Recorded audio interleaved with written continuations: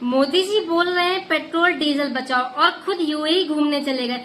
आजकल कुछ लोग सोशल मीडिया पर यही बोल रहे हैं, लेकिन उन्हें शायद ये नहीं पता कि पीएम मोदी यूएई सिर्फ विजिट के लिए नहीं गए। वहां जाकर उन्होंने ऐसी डील साइन की जो आने वाले समय में इंडिया को एनर्जी क्राइसिस से बचाने में बहुत बड़ी मदद कर सकती है।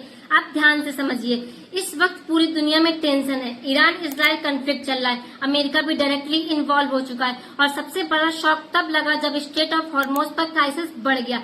ये वही रूट है जहां से दुनिया का सबसे बड़ा ऑयल सप्लाई पास होता है। इंडिया अपना करीब 90% ऑयल इंपोर्ट करता है, मतलब अगर सप्लाई रुकती है तो ये प्राइसेस और बढ़ते रहेंगे, तो इंडिया पर डायरेक्ट इम्पैक्ट पड़ता है। इसी वजह से पीएम मोदी ने लोगों से फ्यूल बचाने, अननेसेसरी एक्सपेंसेस कम करने और पब्लिक ट्रांसपोर्ट यूज कम करने की अपील की थी। लेकिन अपोजिशन और कुछ लोग बस मीम बनाने में लगे हुए हैं।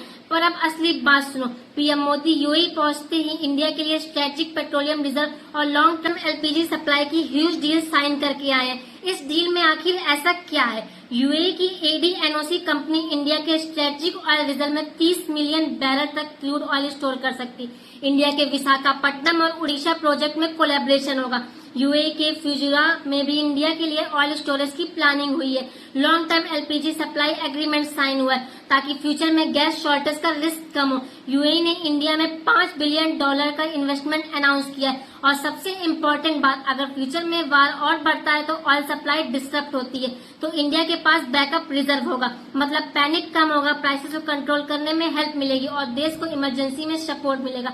यही डिफरेंस होता है शॉर्ट टर्म पॉलिटिक्स और लॉन्ग टर्म प्लानिंग में। जब दुनिया सिर्फ क्राइसिस देख रही है, तब इंडिया फ्यूचर सिक्योर करने की प्रिपरेशन कर रहा है। अब आप बताओ, क्या ये सिर्फ एक फॉरेन टूर था या इंडिया की एनर्जी सिक्योरिटी को स्ट्रांग बनाने के लिए मास्टर स्ट्रोक?